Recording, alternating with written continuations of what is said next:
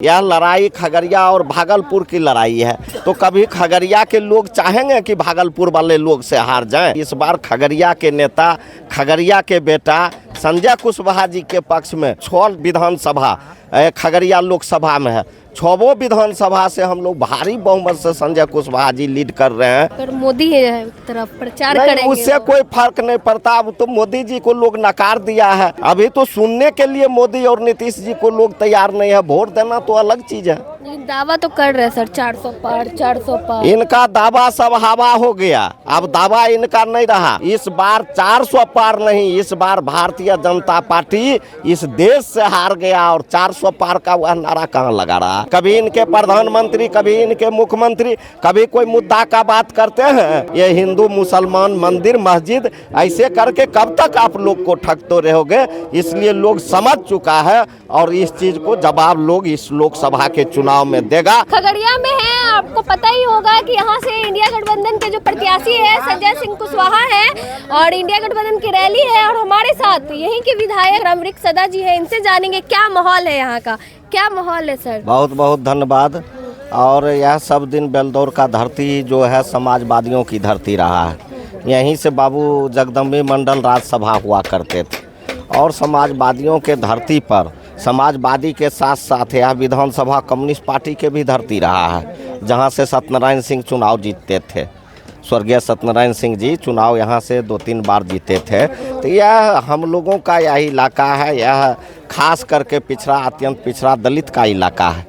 और इसमें कहीं अगर मगर का कोई सवाल नहीं है। ये सारे वोट गठबंधन के जो है से इंडिया गठबंधन के पक्ष में जाएगा, उसमें कहीं कोई दिक्कत नहीं। 2 बार से लगातार लोजपा की प्रत्याशी जीत रहे थे सर। हाँ, 2 बार से लगातार लोजपा के प्रत्याशी यहाँ से जीत रहे थे। इसलिए लोजपा के प्रत्याशी जीत रहे थे कि वह लोकल थे।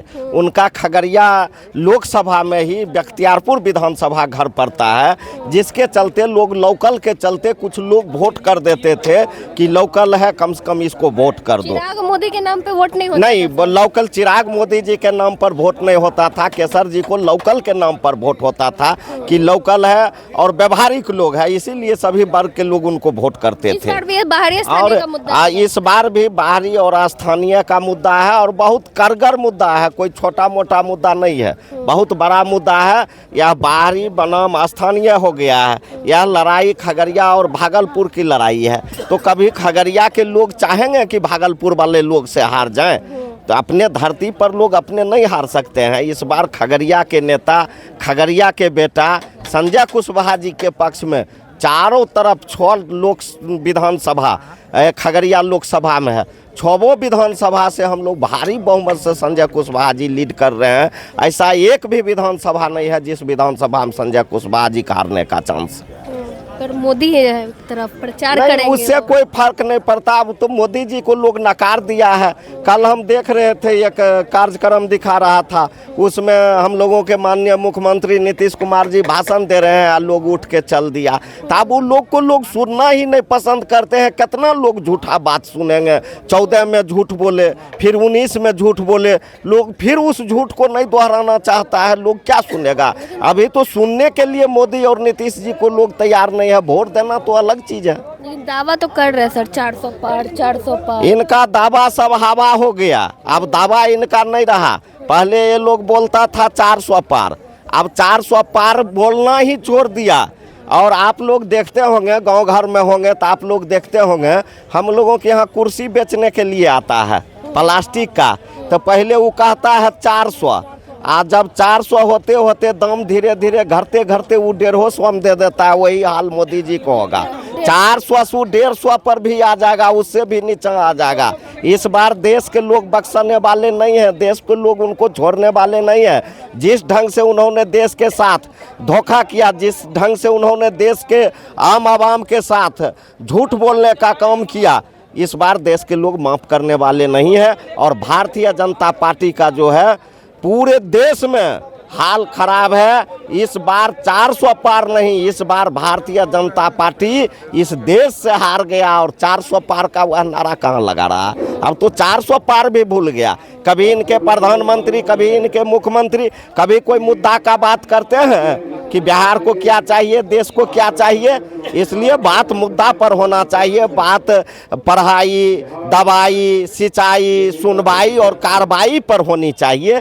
ये हिंदू मुसलमान मंदिर मस्जिद ऐसे करके कब तक आप लोग को ठगते रहोगे। इसलिए लोग समझ चुका है और इस चीज़ को जवाब लोग इस लोकसभा के चुनाव में देगा।